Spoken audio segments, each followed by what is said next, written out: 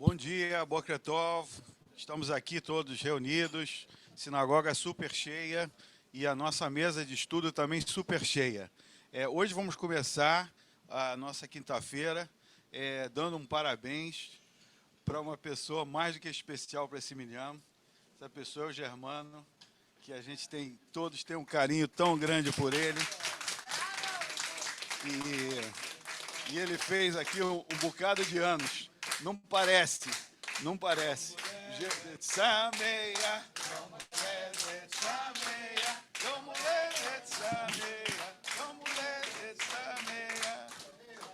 Parabéns, Germano. Parabéns, Germano. Muito obrigado. Eu fico meio acanhado, mas agradeço muito, tá? Germano, que é aquela pessoa que se ele não chega... Isso precisa ser escutado por todo mundo. A importância do Germano nessa comunidade é tão importante que se ele não chega, o Minyan não começa. Inclusive, a gente está querendo começar mais cedo, Germano. Então, tu precisa cuidar disso aí, que senão o Minyan não começa. Ele acha que é brincadeira, mas não é. Todo mundo que está aqui sabe que é verdade. Olha, mas enfim, um bolo de morangos e chocolate maravilhoso. Olha, vamos fazer o estudo hoje também aqui com o nosso mega ativista, super ativista, Raul Gottlieb. O Raul, né, como vocês sabem, ele é incansável. Ele está o tempo todo escrevendo, pensando para as coisas que aparecem e que não aparecem. E ele sempre está disponível, ele sempre fala, olha, Vitor, precisar, estou aqui. Em qualquer lugar que ele está sempre com a gente. Raul, por favor, vamos falar de Kitissá. Né? Eu fiquei pensando que Kitissá tem a ver com voo, mas eu acho que não tem nada a ver, né? Raul, está contigo a palavra. Não tem a ver com voo, que esse negócio de onde quer que ele esteja está conosco é complicado, né? Essa é uma frase difícil. Parece gente que já morreu. Não, onde quer que ele esteja, ele está me vendo. Bom dia a todo mundo e parabéns demais para o Germano, que realmente é o nosso modelo de pessoa, certo? Todo mundo tinha que fazer uma brahá, tomara que a gente seja igual ao Germano. Mas só ele consegue ser. Então, não dá certo. Kitissá é uma paraxá linda. Realmente é uma paraxá muito bonita. Ela é cheia de história, ela é cheia de alusões e simbologia, né? E eu não vou aqui contar a história. Eu acho até que a gente erra quando a gente conta a história da paraxá durante nosso estudo, né? Eu acho que nessa meia hora que a gente tem de estudo, ou 40 minutos, sei lá quanto tempo é, meia hora, 40 minutos, a gente não pode desperdiçar com alguma coisa que você consegue ler em casa, né? Você lê em casa Paraxá, vem aqui para a gente trocar impressões sobre o que a gente leu. Então, você já supõe que todo mundo leu. Então, eu suponho que todo mundo já leu essa Paraxá de Kitissá ontem à noite, hoje de manhã, durante a semana um pouquinho. E queria focar em 2 pontos apenas da Paraxá. Eu estou muito nervoso porque um segundo ponto é muito difícil. Eu não sei se eu vou conseguir fazer direito, porque fiquei com muita dúvida sobre ele. O primeiro ponto é mais curto. É toda essa questão do começo da Paraxá, quando ele vai falando sobre... É a continuação da descrição do Mishkan, da construção do Mishkan, e aí Deus dá a ordem de como misturar o azeite, como misturar o incenso, que mistura faz, e essa mistura tem que ser assim, e não pode ser de maneira nenhuma diferente, e também o azeite, é a mesma coisa que ele fez, toda a descrição do Mishkan, e sempre me vem à cabeça isso de que é super benéfico isso, né? Quando você tem uma descrição detalhada do que tem que fazer na parte dos utensílios religiosos, né? Evita que você fique pensando que tem que ser mais do que aquilo, ou que quanto mais, melhor. Eu fiquei pensando dessa vez, que é tão bonita essa questão do Mishkan, que tem que ser assim, em relação ao que nós temos hoje, onde cada vez as pessoas inventam algo mais para parecer melhor, para parecer mais santo, para parecer mais sagrado, uma kasherut mais precisa, não sei lá o que. É impressionante, não tem fim, né? Porque essa busca, se você busca o sagrado através dos símbolos e das imagens, não tem fim, você está sempre construindo mais e mais e mais. Então, a Paraxá nos dá uma visão muito interessante de que é isso aqui, entendeu? O que é muito bom. Agora, o que eu queria mais destacar aqui não era bem esse ponto, era o segundo ponto, é o ponto do bezerro de ouro, né? Que evidentemente é o ponto que sobressai aí nessa paraxá toda, é a história do bezerro de ouro, que não preciso contar, que todo mundo já conhece. E o que me deixa muito surpreso nesse bezerro de ouro sempre é a questão de a punição que é dada a Israel. E a punição não é dada por causa do bezerro de ouro, né? Eu vou ler aqui para vocês o trecho, fala direitinho. Moisés está lá em cima, Deus fala com Deus fala para ele: desce, Moisés, porque eles fizeram besteira lá embaixo. Precisam de você lá embaixo, desce. E aí, quando Moisés está descendo, ou antes de descer, Deus fala para ele: os israelitas, né, fizeram para si mesmos um bezerro fundido, se curvaram diante dele e ofereceram sacrifício, dizendo: esse é o seu Deus, ó Israel, que o tirou da terra do Egito. Quer dizer, o primeiro papel de Deus está completamente fora, né? Foi o bezerro de ouro, e o bezerro de ouro é a representação de Deus, é idolatria pura na veia, né?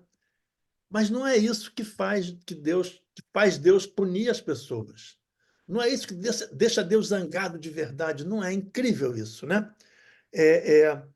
O que Deus fica zangado mesmo, ele continua nesse trecho da Torá, ele fala: vejo que esse é um povo obstinado. A tradução em português de obstinado é do hebraico caché oref, quer dizer, um povo que não curva a cabeça, que tem a nuca presa. E a gente pode pegar essa nuca presa dizendo: bom, não se curva para ninguém, mas também que não olha para os lados, que só consegue olhar para frente, né? Parece igual você vendo televisão, você só olha para um lado só. Então, vejo que esse é um povo obstinado. E ele continua, Deus continua. Agora, deixe-me. Aqui eu copiei errado de alguma forma. Deixe-me que minha ira possa se acender acender com C, né, de acender de fogo. Agora, deixe-me para que minha ira possa se acender contra eles, para que eu possa destruí-los. Então, Deus fala para Moisés: esse povo é um povo teimoso, então eu estou com muita vontade de destruir esse povo. Não pela idolatria, mas pela teimosia. E eu pergunto: isso não é extremamente intrigante? Não é? O principal pecado no bezerro de ouro não é o bezerro de ouro, não é a idolatria, não que não seja, não que não seja, né? Mas o principal, o que leva a Deus a querer destruir, é a teimosia, né? É claro que se o povo não fosse teimoso, talvez não tivesse feito bezerro de ouro, mas de qualquer maneira, a teimosia que deixa Deus desesperado, vamos dizer assim, falando que esse povo não vai dar certo. E é Moisés que depois chega e fala para eles: não, Deus, dá um jeito aí, vai dar certo sim, vamos para frente, a gente vai dar um jeito nesse negócio. Mas Deus está mostra-se muito perturbado com a teimosia. É a teimosia que faz Deus ficar extremamente disposto a destruir o povo que ele tirou do Egito, né? E aí eu acho que a gente tem que fazer um estudo sobre a teimosia, de por que ela é tão complicada, né? E que isso pode trazer para a gente, como diz sempre o Sami, o que eu trago dessa quinta-feira para casa? O que é a teimosia, né? Eu aqui listei algumas coisas, depois, evidentemente, que vocês podem contestar, completar, modificar. Primeiro, eu botei aqui na habilidade de aprender com a experiência da vida, né? Quando você é teimoso é porque você não consegue ver que a vida é diferente daquilo que você planejou que deveria ser, daquilo que você pensou que ela deveria ser. Você não aprende com a experiência real da vida. Você fala: bom, o plano é esse. Vai funcionar? Aí eu tento fazer ele funcionar, ele não funciona. Aí eu continuo seguindo nesse plano, tentando mudar alguma coisa para ver se ele funciona. E quando não consegue funcionar de jeito nenhum, eu falo: é porque o povo realmente não presta, as pessoas não sabem votar, alguma coisa assim, né? Então, essa inabilidade de aprender com a experiência da vida. Outro ponto é a propensão de não mudar costumes e visões muito arraigadas. A gente saiu de muitas situações, as situações mudam o tempo todo. E a gente continua, não, mas temos que fazer como fazíamos antes, tem que ser assim, porque sempre foi feito assim, né? Isso também é uma teimosia. Eu não consigo enxergar o que eu tenho que mudar, porque eu fico amarrado num passado. Teimosia está amarrado num passado, basicamente. A preguiça de pensar, né? Também cai ao teimosia. Não quero pensar muito, vou fazer o que todo mundo faz. Tá certo? Você meio Maria vai com as outras. Não sei se isso é bem teimosia, mas eu listei aqui. E aí a gente pega essa descrição que eu coloquei aqui, que é essa inabilidade de aprender com a experiência da vida, a propensão de não mudar visões arraigadas, e bota ela dentro do contexto dessa paraxá, aonde o povo acabou de receber a revelação do Monte Sinai, né? Acabou de escutar os 10 mandamentos, algumas paraxiotas atrás, mas ele acabou de escutar os 10 mandamentos, tá certo? E aí você fala, junta uma coisa com a outra. Esses 10 mandamentos, eles são realmente uma coisa muito revolucionária e disruptiva. E eles não são disruptivos e revolucionários vamos dizer assim, para o povo judeu só, para os israelitas só. Ele é disruptivo e revolucionário para a história da humanidade. Na história da humanidade, esse momento dos 10 mandamentos é um momento fundamental na história da humanidade, não só do nosso povo, né? É um momento onde a gente fala assim, humanidade fala assim, a gente tem leis que vão ser leis divinas, que não vão ser leis do Estado, que não vão ser leis do rei, que não vão ser leis da maioria, que não vão ser leis do grupo, que vão ser leis divinas, que são leis maiores de qualquer decisão humana, tá certo? Que são leis de dignidade do humano, né? Todo humano foi criado igual, então a semelhança de Deus, então ele merece a mesma dignidade, da igualdade do valor de cada um, da igualdade da vida de cada um. A gente hoje talvez não perceba isso, mas são conceitos muito revolucionários. Isso não é um conceito, vamos dizer assim, intuitivo. Não é mesmo. É um conceito revolucionário, é uma coisa que você tem que acreditar mesmo. Realmente as vidas de todos são iguais? Por que são iguais? A minha vida é muito diferente da dos outros. Então, eu acho que é muito natural o povo, nesse momento, ter uma um medo de adotar esse caminho, porque é um caminho muito novo, é um caminho muito diferente. Tá certo? Então é natural que o povo tenha medo e Deus fica muito nervoso com isso, porque fala, gente, é, é, é, esse caminho vai funcionar, esse caminho que sempre funcionou, né? Quer dizer, não, sempre funcionou, não posso falar porque esse caminho nunca foi experimentado. Mas vocês têm que parar de pensar no passado e olhar o futuro. Estou falando para vocês que isso aqui vai dar certo. Acredita, vamos em frente, vai dar certo, né? E na verdade deu certo, ok? Então é o caminho que levou a humanidade para o progresso que a gente tem hoje, é esse caminho do valor de cada vida humana. É só você ver as sociedades que valorizam a vida humana, as sociedades que não valorizam, você vê onde cada uma está, né? É, é, é. E o que no final, então, vou sair agora do Monte Sinai ali, o que isso nos mostra é que a gente tem que realmente estar aberto para a análise continuada de todas as situações. As situações mudam. O povo estava realmente acostumado com aquela visão de um Deus construído, onde as pessoas iam lá e pediam para ele. Eu não acho que necessariamente pediam coisas ruins, não, mas aquilo não era o ideal, porque aquilo ali podia ser manipulado, tá certo? Então não era o ideal.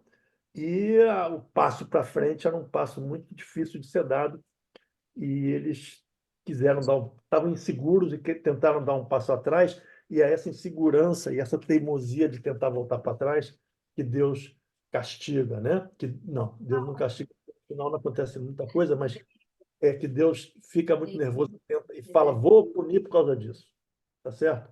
E aí você não pode deixar, quando você pensa que você realmente tem que estar sempre analisando o que está acontecendo, você não pode deixar de pensar, e eu estou aqui em Israel, mas acho que qualquer pessoa em qualquer lugar do mundo, qualquer judeu em qualquer lugar do mundo, pensar em Israel hoje, né? Onde a gente está de novo numa situação que a gente sempre esteve, mas agora está numa situação muito aguda, de uma crise de convivência com os nossos vizinhos palestinos, tá certo? Então, temos uma crise grande e a gente fica pensando como é que vai, o que que vai acontecer, né? Como é que a gente pode resolver isso, como é que isso pode ir para frente.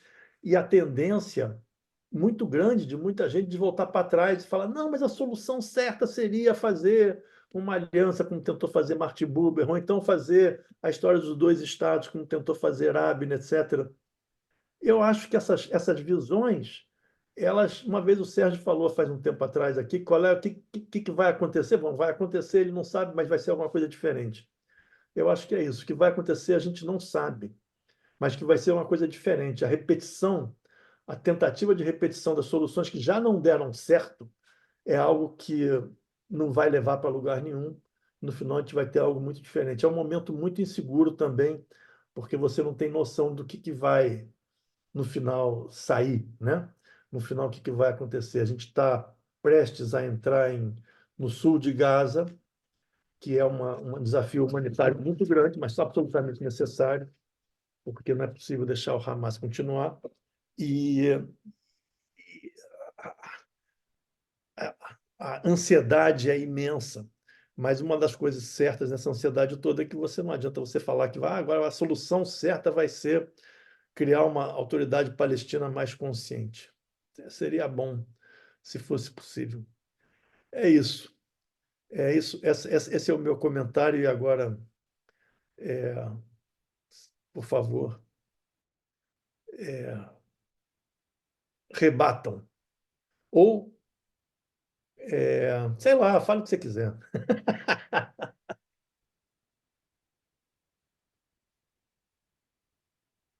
Lochomea, você está mudo. Continua mudo, cara. Você tá igual os políticos. Por Fala, mas voltar aqui. Não, fala. eu estava falando, os microfones pifaram. Todo mundo está dando parabéns para você, Raul. Muitos Parabéns pelo. parabéns, né? Vamos aqui nos organizar para falar. Se tiver alguém no Zoom para começar a falar, melhor.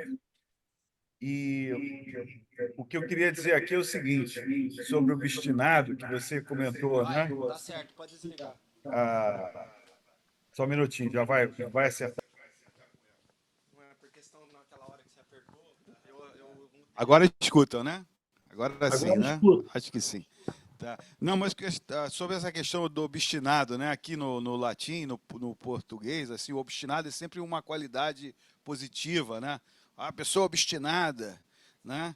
Persistente, né? Firme, tenaz, persistente e ao mesmo tempo cabeça dura e teimosa. Então, quer dizer, em que É, momento a tua persistência vira uma burrice, né? Vira um vício, né? E ninguém tem essa fórmula, né? Essa fórmula é individual e altamente experimental, né? Quer dizer, você tem que ir naquela direção até o ponto que você descobriu, olha, não vou chegar na África assim, estou indo para o lado errado, vai acabar a gasolina, é melhor voltar, né? Isso é muito interessante para todas as situações, inclusive essa da guerra, né? Que muita gente está dizendo, para de ir adiante, chega, já foi, né? E Israel, muitas linhas de Israel dizem que realmente tem que ir até o sul, enfim, não vou entrar aqui sim ou não, mas até que ponto. Bom, então assim, a gente já está com o microfone bom, tem vários inscritos aqui, então vamos começar. Fairman.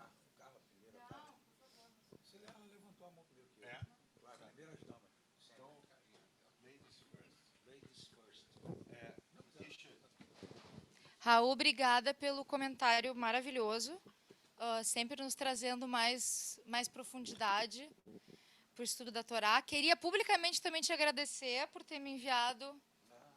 Foi o Raul que enviou para mim e para o meu filho. Então, queria também publicamente te agradecer. É muito interessante tu trazer a questão da teimosia, porque a gente vê na história do nosso povo dois lados da teimosia. A gente vê, de um lado, muito ligado com o que está acontecendo agora, que o povo judeu tem uma estranha mania de não desistir. isso como algo positivo. São séculos e séculos e séculos de perseguição. Hoje mesmo, nós estamos vivendo uma situação muito complicada, não apenas em Israel, mas para nós, judeus brasileiros, nós estamos vivendo uma situação complicada, muito complicada. Então, tem a teimosia positiva dentro do nosso povo. Eu vejo, também no contexto da guerra, uma teimosia muito negativa de quem não quer ouvir o outro lado, de ambos os lados. Sim, o que aconteceu em 7 de outubro, não existem palavras para descrever. Sim, na minha opinião, a operação em Gaza é absolutamente justificável e necessária, mas é necessário haver um diálogo, porque a gente não pode também perder, perder o fio.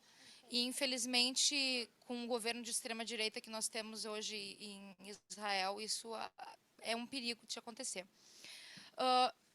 Também a gente sofre com a teimosia quando as pessoas se recusam a ouvir a verdade sobre o que acontece lá, e a gente escuta as barbaridades que escutam que os judeus estão fazendo com os palestinos um genocídio, o que a gente sabe que não é verdade.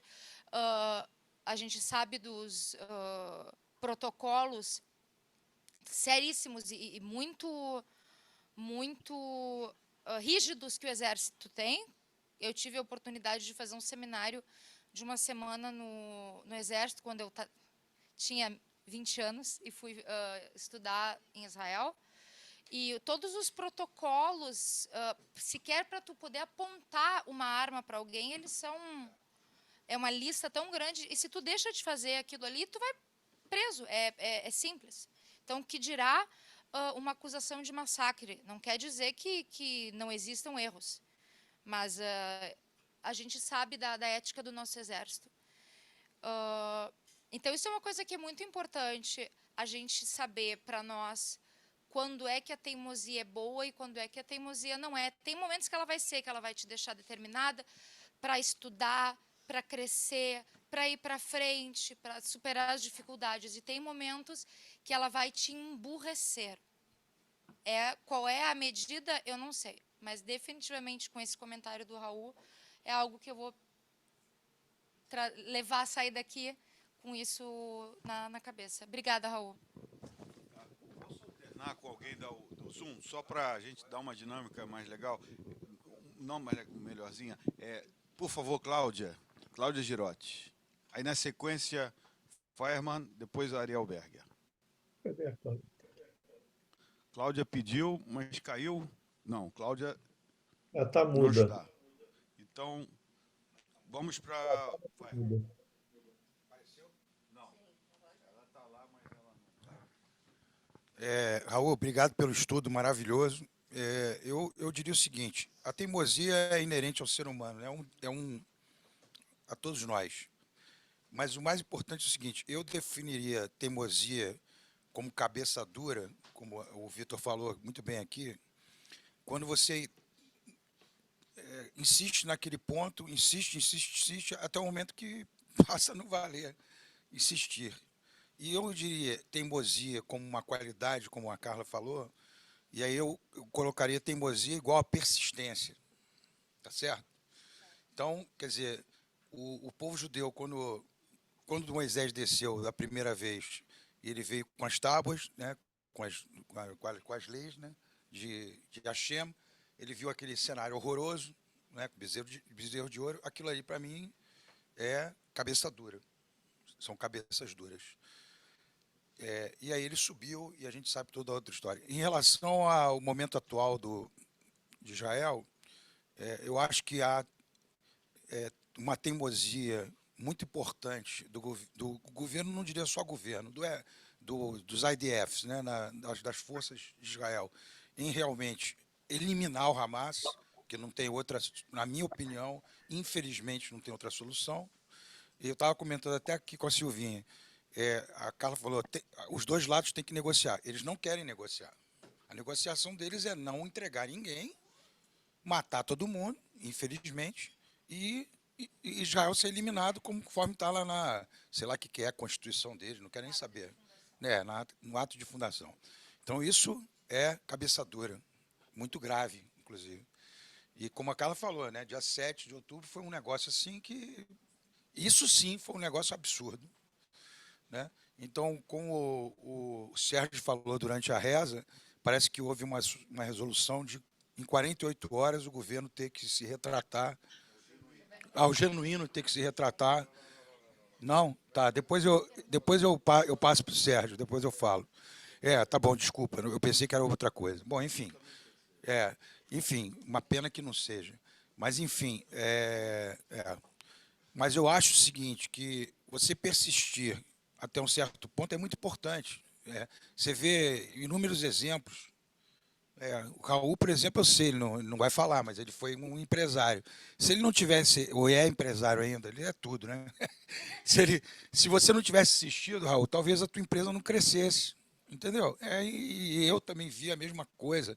Acompanhei projetos que pareciam impossíveis e que se tornaram realidade, está aí, funcionando.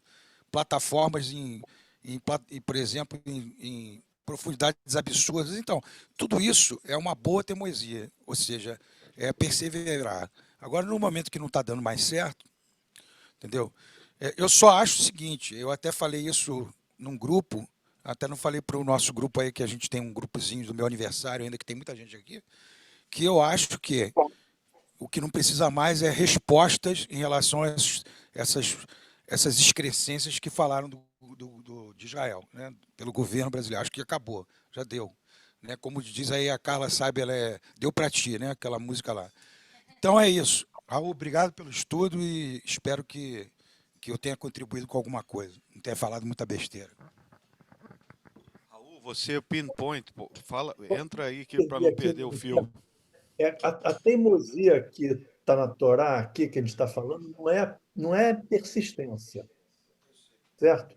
É diferente, não é persistência, é não mudar de visão, certo? É realmente ter a visão fixa naquilo que você já conhece e não tentar ou não admitir olhar para os lados e aprender mais e analisar melhor e sim ficar fixo naquilo. O bezerro de ouro é isso. Deus tem que ser igual aos deuses que a gente sempre conheceu no Egito, que eram os animais. É uma estátua para um animal. Quer dizer, representava Deus. Então, essa é a teimosia, esse é o cachê óref, é que você não mexe o teu pescoço, você está sempre fixo.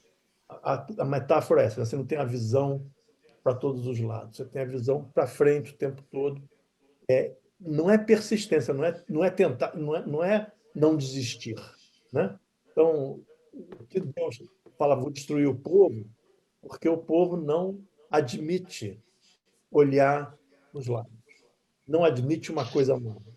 Tem que ser aquilo que ele já conhecia antes. Essa é a ideia, não é que o povo vai persistir, continuar marchando, nada disso. Então, essa é a visão que a Torá está dando, que a gente tem que refletir. Por que isso é tão ruim? Por que Deus resolve, se você é assim, eu vou te destruir?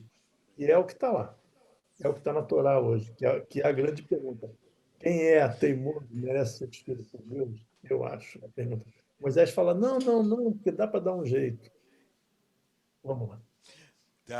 Raul, vamos passar, obrigado. Vamos passar a Cláudia, que está com o microfone, na sequência Ariel Berger e depois Silvia Weisburt. E aqui o que o Rabino Sérgio falou durante a reza, sobre a nota do Lauro Jardim, é que a Justiça dá 48 horas para a remoção da fala de Genuíno sobre os judeus no YouTube.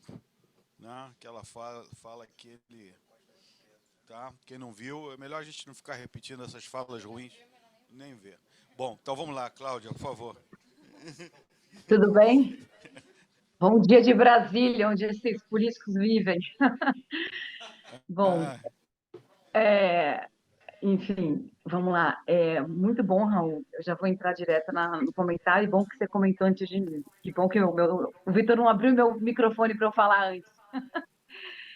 Eu acho que essa ideia de teimosia e persistência ela é muito confundida realmente, mas o Vitor fez até a pergunta do milhão, né? O que é persistência? Quando é persistência e quando é teimosia? Então, e a gente às vezes fica num círculo, né? Nossa, circular. O que eu coloco como outro elemento é quando a gente se dá conta, efetivamente, quando a gente percebe de fato, cai uma ficha, cai um insight, cai um eureka, de que no que a gente está persistindo, a gente não está dando mais conta. E aí, se a gente não tem essa percepção, a gente segue na teimosia, a gente segue na mesma forma, a gente segue sem uma revisão. Como o Raul falou, a gente não abre, a gente fica no fixo, não abre para uma nova dinâmica. Porque realmente você se dá conta que você não dá conta do que você achava que dava conta, é um lugar muito complexo. E é complexo, difícil, porque a gente tem que admitir um não sei, admitir, como o Raul falou, o que, que vai ser, porque o que vai ser não é o conhecido, é alguma coisa nova que ninguém conhece, e há de haver coragem para as travessias, então, e para a persistência da travessia. Então, acho que esse elemento do dar conta, quando a gente se dá conta de que o caminho que a gente estava persistindo se torna teimosia, aí vem um elemento de revisão, né, que a gente precisa abrir, porque a gente não sabe, talvez nesse momento que a gente se abra para a pergunta, se abra para o divino, dizem que quando a gente quebra o coração, quando a gente redime, pede ajuda, para a gente criar um novo jeito, um novo laço, uma nova forma não vista ainda, né? Para a gente sair desse ponto fixo. E aí vem para mim essa forma de revisão, como o Raul falou, é rever o que está sendo feito, porque quando a gente tem uma empresa com muitos projetos para dar certo, a gente está revendo e arrumando, revendo e arrumando. Não é que a gente está indo numa persistência linear, né? A gente está o tempo inteiro observando, arrumando. Então, acho que de círculos que a gente se perde para novos ciclos que tem um movimento de seguir, de ir para frente, eu acho que essa coragem de dar conta de que até onde a gente foi, a gente achou que seria daquele jeito, mas que a gente vai ter que buscar um novo jeito de ver as coisas, fazer um novo rearranjo, um novo ponto de vista para achar um novo caminho. E a gente não sabe se a gente vai dar conta nesse novo caminho, mas aí vem a fé, nesse momento vem o elemento de fé para a gente criar um outro ciclo próspero, né? Eu acho que 7 de outubro mostra que ninguém mais dá conta do que estava sendo feito, mas também estamos perdidos no que pode acontecer. Então, são esses elementos que me vieram à cabeça como o divisor aí do que é teimosia e, e persistência, o que é positivo do que não é positivo. Continua sendo a pergunta do milhão, mas, enfim, é isso. Muito bom, Cláudia, muito bom. Vamos para o Ariel Berger. Ariel, está com o microfone? Não, tem que passar. Só não sei se está bom, mas... Que tem, Tá tem. bom? Tá funcionando? Alô, alô? Então, eu acho que a gente, nesse debate, está se perdendo um pouco. Porque teimosia, persistência, insistência, não é o motivacional, isso é a consequência. Isso surge por uma motivação. O IDF não está querendo destruir o Hamas porque ele é chato, persistente, genocida. Está querendo destruir porque o Hamas quer destruir Israel. E quando a gente toma uma decisão na vida de seguir um objetivo, de alcançar uma meta, essa motivação, que é para nosso benefício próprio, ou da família, ou da comunidade, é isso que nos faz em frente. E, então, a persistência, a insistência, ela tem que estar o tempo todo um feedback com a motivação, ajustar a motivação. Por exemplo, sei lá, o Rabino Sérgio quer que nós tenhamos 800 congregantes todo Kabbalat Shabbat aqui. Então, ele trabalha nesse sentido. Mas ele pode rever... Ele pode rever para 600. O Gilberto já está fazendo aqui uma reavaliação. Então, acho que não pode se perder. A persistência é uma qualidade. A intensidade que a gente coloca numa ação, função da motivação, é essa. Agora, tem uma coisa que pode ser até criticada por alguns de vocês, mas o que aconteceu 7 de outubro? 7 de outubro teve aquela desgraça, aquele massacre, e houve, simultaneamente, o sequestro de um grupo relevante, muito relevante. E isso é o motivacional além do questão de destruir o Hamas antes que nós sejamos destruídos. E a IDF está fazendo isso bem, o dever de casa muito bem, ela está o tempo todo reavaliando a sua insistência, vamos fazer o norte, vamos fazer o meio, agora a gente vai fazer Arafá. Então, é um processo contínuo, não é, a gente não pode parar em persistência, teimosia ou insistência. Só um idiota, um naif que é teimoso, porque não tem motivação. Ele cismou que aquilo o que ele tem que fazer. Então a gente tem que analisar nossa motivação, analisar o que está nos trazendo a agir dessa forma ou a não agir, porque ela pode ser ativa ou passiva. A nossa teimosia pode ser, eu quero fazer isso, e vou e faço, ou ela pode ser passiva, eu não vou fazer, vou ficar quieto. Então ela tem os dois sentidos. Eu acho que o ponto principal, o ponto-chave, o meu pensamento, eu acho que pelo balançar das cabeças dos demais, é a motivação. Motivacional é que tem que ser revisto face ao resultado da nossa ação, passiva ou ativa. Bem, é isso. Boker Tov, parabéns para o Germano. Eu gosto muito quando o Raul faz os comentários, porque normalmente ele fala um monte de coisa que eu nunca tinha pensado. Então, é importante acrescentar, porque chover no mesmo, falar a mesma coisa, é chato. Só isso. Ó, temos a Silvia para falar, e mais Deixa, pessoas que eu não estou vendo. posso Por que intervir os um velhos são minutinho? mais teimosos? Vitor, Claro, Raul, então Silvia depois. não, assim, eu também falo um monte de coisa que eu nunca tinha pensado antes, sabe? Mas é assim, é, é, quero botar outra camada aqui, né? A gente está falando tudo que eu também levei para isso, para falar de Israel agora, do Hamas e tal, mas ver que você está dentro da Torá, você tem nessa paraxá duas, vamos dizer assim, desautorizações ao pessoal que fala que tem que ser feito tudo sempre como foi feito, né? Que é o nosso pessoal que é mais vestido de preto e tal, nossos irmãos de preto. Por um lado, essa questão de, como eu comecei dizendo que tem uma medida cada coisa, tem uma medida nas coisas religiosas, não é mais, não é mais, não é mais. Eles estão cada vez com mais, e não é. Tem uma medida. E o segundo lado é esse. Não olhe para os lados. Não persista no caminho que você já conhece. As coisas mudam do teu lado. Vai olhando para o lado. E que é a história do bezerro de ouro, né? Não volta a fazer ídolo. Então, vamos para fazer alguma outra coisa.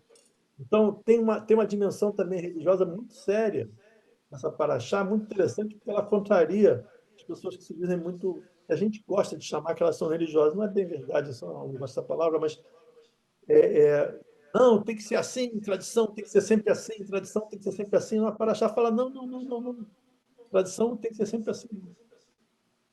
E além do que tem, tudo tem uma medida. Então, é basicamente isso também que eu queria pontuar, porque a gente esqueceu dessa parte. Vamos lá. Bom dia a todo mundo. Obrigada, Raul, pelos comentários. Eu queria compartilhar uma reflexão sobre o que você falou, né? E o bezerro de ouro. Vou tirar essa garrafa térmica, senão ele não vai me ver. Estou vendo. A gente está falando, né, dessa questão da teimosia, né? A gente pode chamar isso de resiliência, né, quando é bonito, e resistência quando é feio, né? Quando você está teimando que nem um burro, aí você está resistindo demais, mas muitas vezes é resiliência. Agora, em relação ao bezerro de ouro, eu queria chamar a atenção, já que a gente está falando de guerra, né, de como não abrir mão das coisas que você acredita que são sagradas e não esquecer e voltar atrás e transformar coisas horrorosas e sagradas. E o horroroso, nesse caso, é um bezerro de ouro, que é bonito até, né, vistoso, tem um certo efeito, mas definitivamente não é sagrado. E, ao longo dessa guerra toda, por mais barbaridades que aconteceram de todos os lados, né, Israel e Atzavá, e etc., ninguém nunca usou, ou pelo menos que eu tenha visto, não usou criança morta, não usou cenas bárbaras, não usou cenas de doença, de amputação, seja lá o que for, como troféu. E isso é uma coisa que a gente aprende, eu acho que, nessa paraxá também, em relação ao bezerro de ouro. É não transformar coisas que não são sagradas ou idolatráveis em coisas que a gente deva reverenciar. Essa semana, até ao contrário disso, porque tudo induz, né, a gente a ter esse comportamento.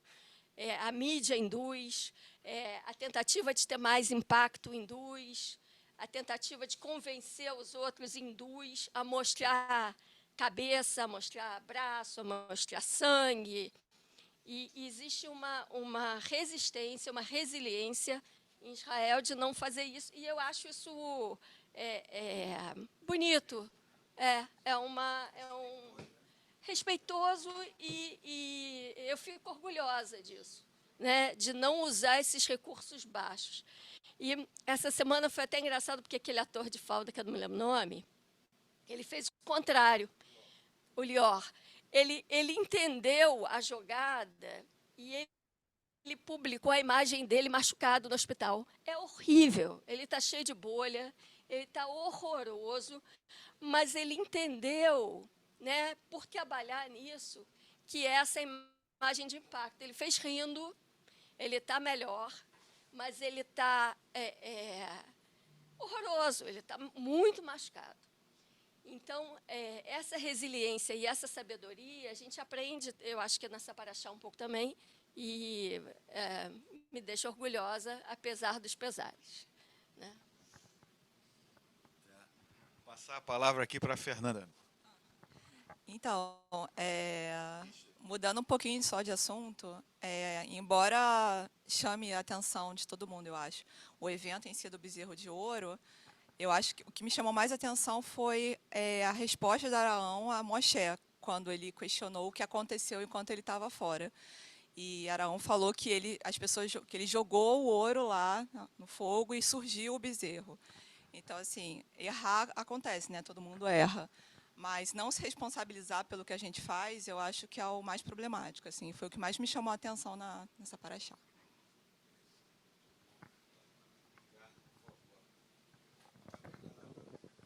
Está funcionando?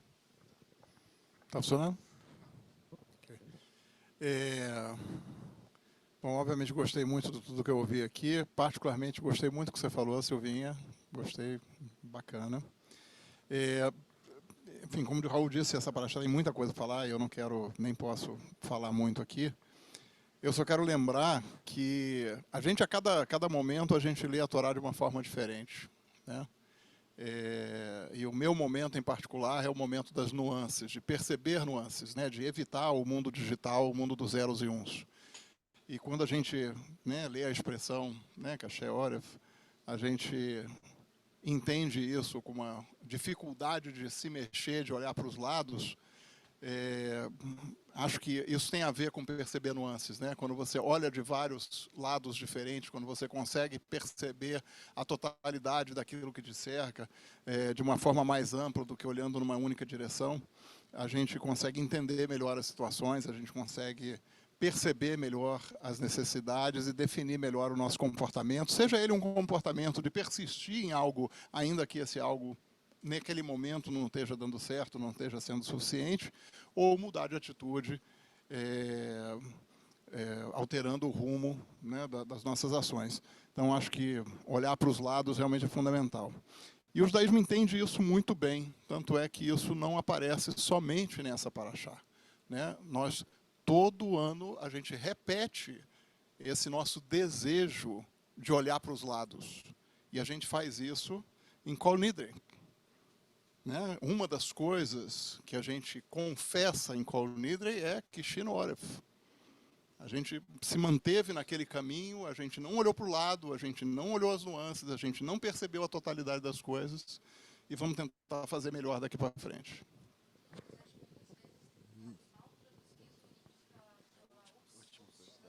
É isso aí.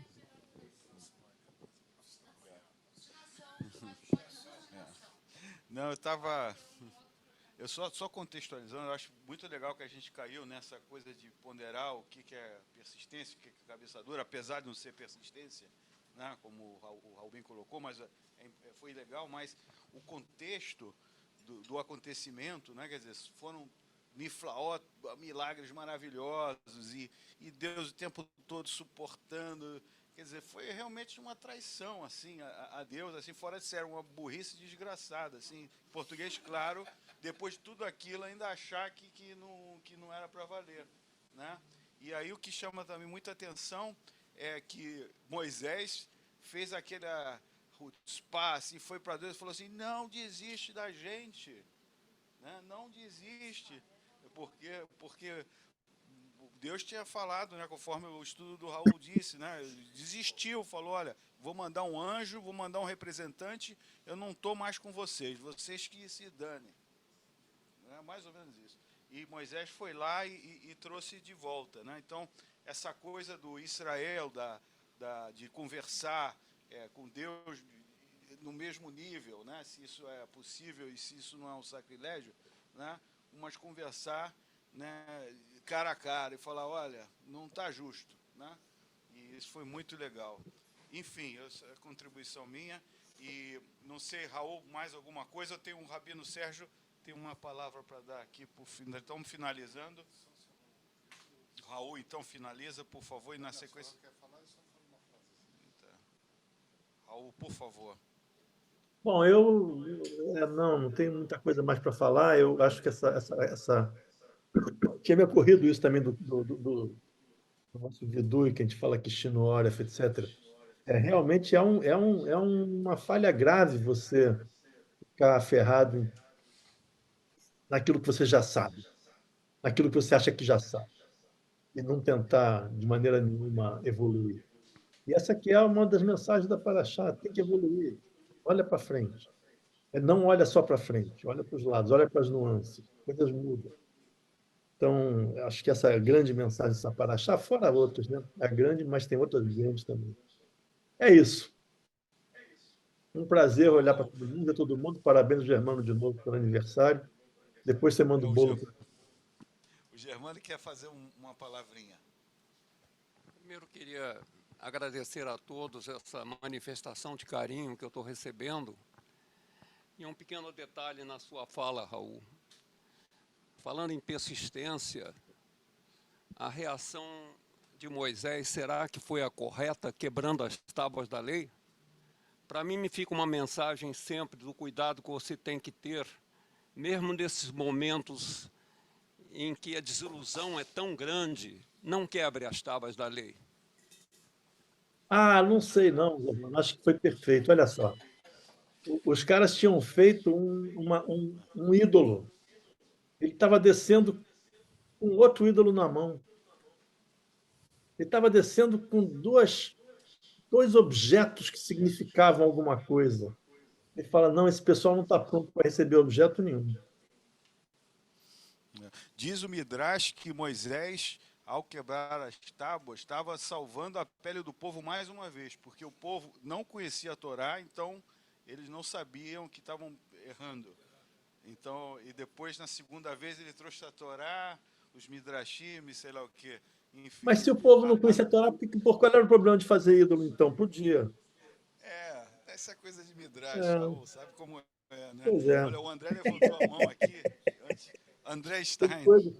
Tem coisas que são complicadas de André entender. Stein, de algum lugar do Brasil ou do mundo, André? No Catar, não, espero que não esteja dessa vez. Ainda não estamos te escutando.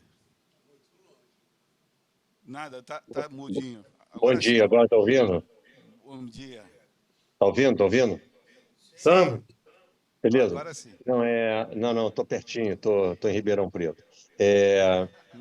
Não, eu ia entrar só para os finalmente, mas aí nosso decano, né, Germano, parabéns para você, nosso decano foi, e aí tocou outro assunto que é quebrar as tábuas da Torá, mas eu não sei quanto isso aí vai estender, que eu não vou conseguir ficar muito mais tempo, mas eu queria só reforçar a fala da Fernanda, que também me chamou muito a atenção, a questão de Arão, porque ele era o segundo homem vamos dizer, na hierarquia, na relação, né, depois de Moisés.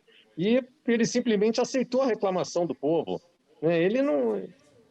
Onde é que estava a orientação dele? Ele aceitou a reclamação do povo, ele mandou recolher ouro, ele jogou o ouro lá, deixou queimado. Aquilo lá diz ele que se transformou num bezerro de ouro, e ele ainda deu para os caras. Quem é Arão nessa história? Tá? Então, para não abrir mais uma linha de discussão a essa hora da manhã, mas quem é Arão nessa história?